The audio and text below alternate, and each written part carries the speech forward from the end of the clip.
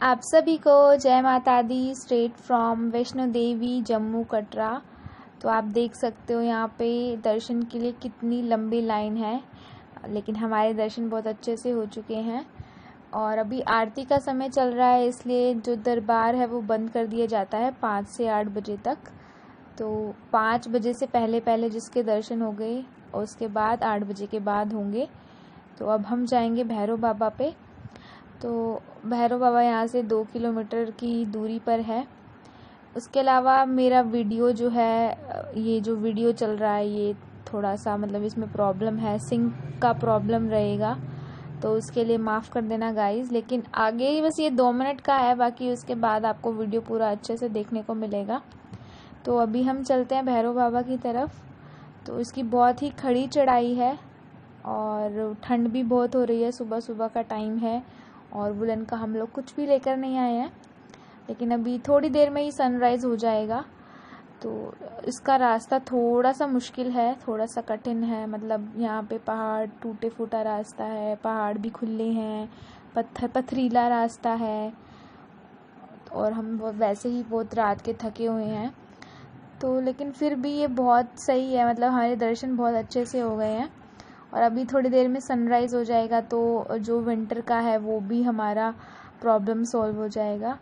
और लास्ट वाली सीढ़ियाँ जो है हम लोग, मतलब लास्ट वाला जो पार्ट है वो हम स्टेयर से कवर करने वाले हैं भैरव बाबा का, जो कि सीधा हमें मंदिर तक पहुंचाएगा। उसके अलावा यहाँ से भैरव बाबा का प्रसाद मिलता है, 20 रुपये का मिलता है, जिसमें वही फुलियाँ होती हैं, जो अगरबत्ती होती है, काला धागा होता है जो भैरव बाबा को चढ़ता है। तो ये ले जाना बहुत इम्पोर्टेंट है, ठीक है। और भैरव बाबा के दर्शन भी बहुत इम्पोर्टेंट है, इसके बिना आपकी यात्रा को पूरा नहीं माना जाता। तो भैरव बाबा के दर्शन ज़रूर करने चाहिए। तो जो पिछले व्लॉग में आपने मेरी पार्टनर देखी, वो हमारी पार्टनर जो है बीमार हो गई है, तो वो भैरव बाबा तक नहीं आ पाई, इसलिए हम लोग जो हैं सिर्फ 4 लोग हैं जो भैरव बाबा पे जा रहे हैं। 7 लोग आए थे और 4 लोग ही जा रहे हैं।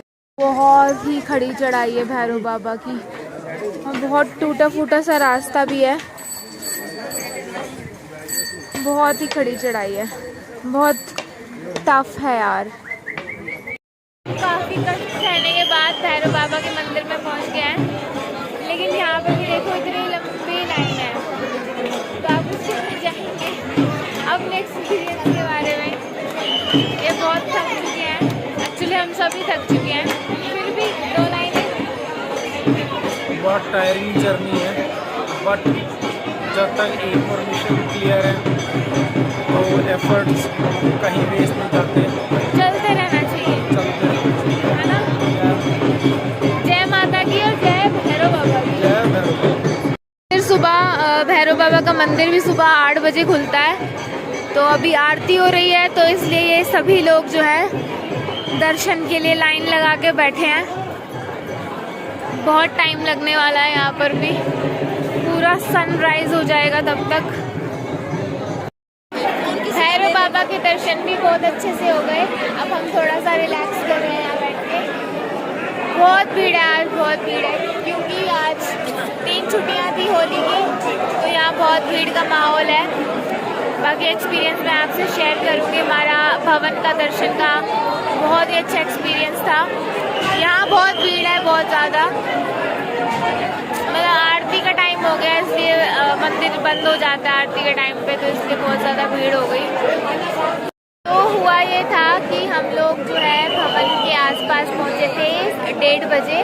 तो उसके बाद हम फ्रेशन अप हुए, सब लोगों ने स्नान किया और हम 2 बजे जो है मतलब मेन एंट्री जो गुफा है उसके अंदर हमने एंट्री करी दर्शन के लिए और प्रसाद लिया, भेंट ली जिसमें नारियल, चुनरी और फूलियों का प्रसाद होता है। हमने उसके बाद एंट्री की और फिर उसके बाद जो गुफा थी जिसमें से मतलब जहाँ माता रानी ने जो है अपना वास किया था गुफा के अंदर, वहाँ पे हमने बहुत ही सुंदर तरीके से दर्शन किए।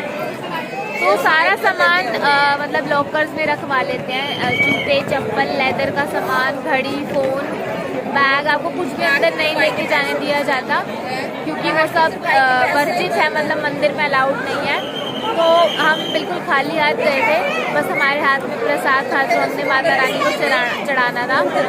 उसके बाद फिर हमने मतलब वहाँ पे दर्शन किए बहुत सुंदर, लेकिन हम मतलब फ़ोन नहीं था तो हमने कैप्चर नहीं किया और कुछ मोमेंट्स ऐसे बिना फ़ोन के भी होने चाहिए। बहुत ही सुंदर दर्शन हो गए हमें 2:30 बजे के आसपास। उसके बाद हमने अपनी पेट पूजा की सागर रत्ना पे, जो कि फ़ोन तब भी हमारा लॉकर्स में था तो हम वो भी शूट नहीं कर पाए, बट बहुत मज़ा आया। 3:40 पे हमने सांभर डोसा खाया, रोटी खाई। उसके बाद हमने क्या किया, उसके बाद हमारा एक मेंबर बीमार हो गया। आप क्या कहना चाहेंगे उस मेंबर के बारे में? बताओ। ठीक है वो, ठीक है वो, हाँ ठीक है। उसको थोड़ा सा गैस का प्रॉब्लम हो गया तो हमारे 2 मेंबर उसके साथ और रुक गए, 3 मतलब उसके साथ 2 रुक गए ना। तो अब हम खाली 4 बचे हैं यहाँ पे, मासी, मम्मी और ये मेरे पति देव अपना सर पकड़ रहे हैं, थक गए हैं बहुत ज़्यादा। तो अब हमारी यात्रा सफल होगी। आपको कुछ कहना है, कुछ कहना चाहेंगे उस यात्रा के बारे में? हमारी यात्रा बहुत अच्छी है, बहुत सफल है। सफल होगी हमारी यात्रा। अब घर जाके हमें कंजके बिठानी है, लास्ट जो पार्ट रह गया। ऐसे दर्शन किस्मत वालों को होते हैं जैसे हमारे को दर्शन हुए। बहुत मजा आया, ठीक से खड़े होके बहुत मजा आया है। लेकिन बहुत भीड़ है, बस यही वर्स्ट पार्ट था। बाकी सब, और हमारा एक मेंबर बीमार हो गया, बाकी सब बढ़िया रहा हमारे ट्रिप पे। मासी बहुत बढ़िया रहा ना? बहुत बढ़िया। आप तो कुछ बोल दो। बढ़िया, बहुत मजा आया। जय माता दी। जय माता दी। सारे जय माता दी। हाँ, तो उनको भी पड़ता है। ये सामने आप देख सकते हो, ये हेलीपैड है, मतलब जो लोग चल नहीं पाते या घोड़ा खच्चर पालकी नहीं करना चाहते उनके लिए स्पेशल सुविधा हेलीकॉप्टर की भी है और इसे हम सांझी छत बोलते हैं। यहाँ पे आपका हेलीकॉप्टर लैंड होगा, लेकिन इसके बाद आपको पैदल ही चलना होगा। यहाँ तक आपको मिल जाएगा, लेकिन उसके बाद आपको पैदल चलना होगा। कितना अच्छा है ना, सुंदर सा हेलीपैड देखो। तो अगर आपके पास बहुत सारे पैसे हैं जो आप उड़ाना चाहते हैं तो आप कर सकते हैं। ये देखिए, अब ये सांझी छत से अपने कस्टमर्स को लेके जो है कटरा पे उतारेगा। हेलीकॉप्टर की जो सुविधा है यानी कि फैसिलिटी है वो आपको कटरा टू सांझी छत एंड सांझी छत टू कटरा मिलती है, जिसकी कॉस्टिंग आई गेस 5000 के आसपास होगी पर पर्सन। मतलब मुझे अच्छे से नहीं पता, बट बहुत ही महंगी होगी ऑब्वियसली, क्योंकि पालकी का ही है 6500 तो आने जाने का, तो ऑब्वियसली हेलीकॉप्टर का ज़्यादा ही होगा। तो अब हम वापस जा रहे हैं और ये हम इसमें ज़्यादा मुश्किल नहीं होगा क्योंकि उतरना है, उसमें चढ़ाई थी तो हम बहुत थक गए। अब हम खाली नीचे उतरते जाएंगे, यही हमारा लक्ष्य है अब का। और धूप भी आ गई है अब, तो अच्छा सा लग रहा है। हमारा जाने का रास्ता है, क्योंकि जिस रास्ते से आते हैं उस रास्ते से कभी वापस नहीं जाते, तो ये अलग रास्ता है। जहाँ से हम आए थे ये वो नहीं है, ये दूसरा रास्ता है। और ये बहुत सही लग रहा है यार, उतरते उतरते कंफर्टेबल है उतरना बजाय कि चढ़ने के। तो सभी लोग यहीं से आ रहे हैं।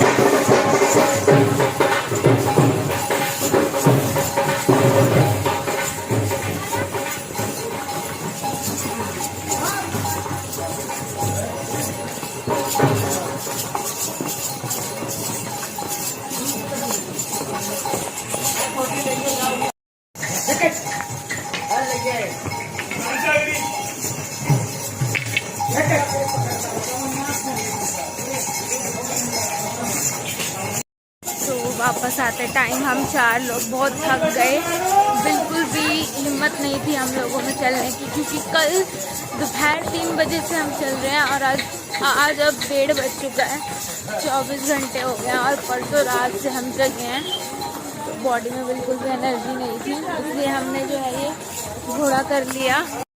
तो हम चारों ही जो है घोड़े पे बैठ गए हैं। पीछे देख सकते हो आप मम्मी और मासी आ रहे हैं और आगे ये आ रहे हैं हमारे पति देव। तो हमने ये अर्धकुंवारी से किया है, अर्धकुंवारी तक तो हम फिर भी नैप लेते लेते ब्रेक्स लेते लेते आ गए, मतलब उसके बाद बिल्कुल भी हम लोगों को हिम्मत नहीं हो रही थी, तो हमने कर ही लिया। और हमने ये किया है बाणगंगा तक के लिए, यानी कि अर्धकुंवारी से बाणगंगा 5 किलोमीटर्स है और अभी हम 3 किलोमीटर्स ऑलरेडी कवर कर चुके हैं, 2 किलोमीटर और बाकी है। 5 किलोमीटर बिल्कुल भी हिम्मत नहीं थी, इसलिए कर लिया। तो जो हमने किया है उसके जो चार्जेस हैं वो 650 रुपीज़ हैं अर्धकुंवारी से बाणगंगा तक के लिए पर पर्सन। तो 650 × 4 आप खुद कैलकुलेट कर लेना गाइस, तो हमें इतने में पड़ गया। और हमारे 3 मेंबर बाकी ऑलरेडी जो है वो होटल रूम पर पहुंच चुके हैं और अभी हम भी पहुंचने वाले हैं बहुत जल्द। अब मैं आपको थोड़ी बहुत दिखाऊंगी, यहाँ की ग्लिम्स मार्केट आ चुकी है तो थोड़ी बहुत वो भी कवर करूंगी। ये सारी मार्केट है बाणगंगा तक जाते हुए। अखरोट यहाँ पे फेमस है मार्केट में, तो अगर आप आते हैं तो अखरोट ज़रूर लेके जाना गाइस।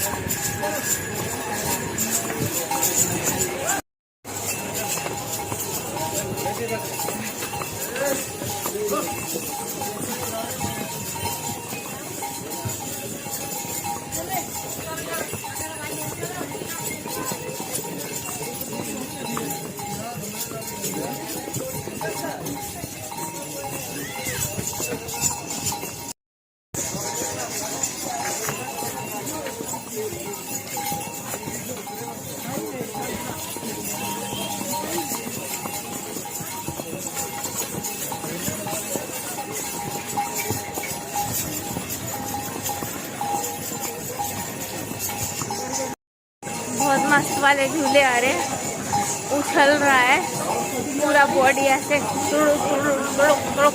आवाज़ आ रही है। बहुत थक गए हैं गाइस, बहुत सीरियसली बहुत थक गए हैं। वैसे तो मैंने ज़्यादातर चीज़ें हैं जो ब्लॉग में कवर कर दी हैं, लाइक कितना रेट है, आपको कैसे कैसे जाना है, कौन सा रास्ता सही है, बट जो 3-4 चीज़ें हैं वो सही वो मैं आपको बता देती हूँ। सबसे पहली जो बात है वो ये है गाइस, आपके शूज़ बहुत ज़्यादा कंफर्टेबल होने चाहिए, लाइक आप स्पोर्ट्स शूज़ पहन के जाइए, बेली हील्स एंड फ्लैट चप्पल वो सब नहीं चलेगी। आपके स्लीपर्स हो या फिर फुटवियर वो बहुत ही कंफर्टेबल होने चाहिए, क्योंकि 12-13 किलोमीटर आपको चलना है, तो आपको पैरों से चलना है, तो ऑब्वियसली आपके शूज़ बहुत परफेक्ट होने चाहिए, नहीं तो आप थोड़ी देर भी नहीं चल पाएंगे। और सेकेंडली आपके कपड़े बहुत कंफर्टेबल होने चाहिए। आई विल प्रेफर, या तो मतलब गर्मियों में जा रहे हैं तो कॉटन का सूट रखो बिल्कुल ही मतलब बढ़िया सा, या फिर नाइट सूट रख लो जो बहुत ही हल्का कपड़ा हो जिसमें आपको गर्मी ना लगे। सिल्की साड़ी वगैरह ये सब अवॉइड करना चाहिए, ठीक है, क्योंकि आपको कंफर्टेबल वियर नहीं होगा ना तो आप बहुत ज़्यादा परेशान हो जाओगे। उसके अलावा हर एक चीज़ को देखते हुए जाइए, हर एक पॉइंट को, जैसे कि बाणगंगा है और फोटो बूथ हैं, सांझी छत, हाथी मत्था, अर्धकुंवारी।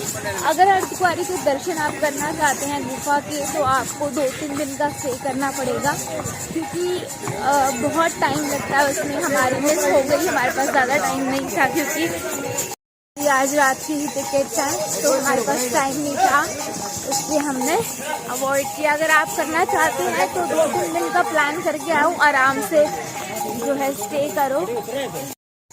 तो कल हमारे जाते टाइम चरण पादुका रह गई थी, हमने उसके भी दर्शन पूरे कर लिए, तो सब ऑलमोस्ट कंप्लीट कर लिया। और आने जाने का भी आपको बता देती हूँ, हम मतलब हरी ट्रैवल्स हमने बुक किया था दिल्ली टू कटरा, ठीक है। हम लोग 7 लोग थे, तो 4 लोग हमारे दिल्ली से चढ़े थे बाईपास से, और हम 3 लोग जो हैं यहाँ मुरथल से चढ़े थे सोनीपत से। हरी ट्रैवल्स ने मतलब हमने स्लीपर नहीं लिया था, सिटिंग लिया था, तो 900 की पड़ी हमें एक सीट, ठीक है। और हम 9:30 बजे बैठे थे और सुबह 11 बजे तक हम पहुँच गए थे यहाँ पर। वैसे दिल्ली टू कटरा तक की ट्रेन जो है वो बहुत बेस्ट रहती है, लेकिन तत्काल में थी और हमें टिकट्स नहीं मिली, तो हम लोग जो है बस में ही हमने जो है सोचा कि हम लोग ट्रैवल करेंगे। लेकिन हमारी जाने की जो है ट्रेन की मिल गई तत्काल में ही, ठीक है। उसकी हमारी 480 पर टिकट है और स्लीपर है सबसे बेस्ट, और आज हमारी 10:30 की ट्रेन है।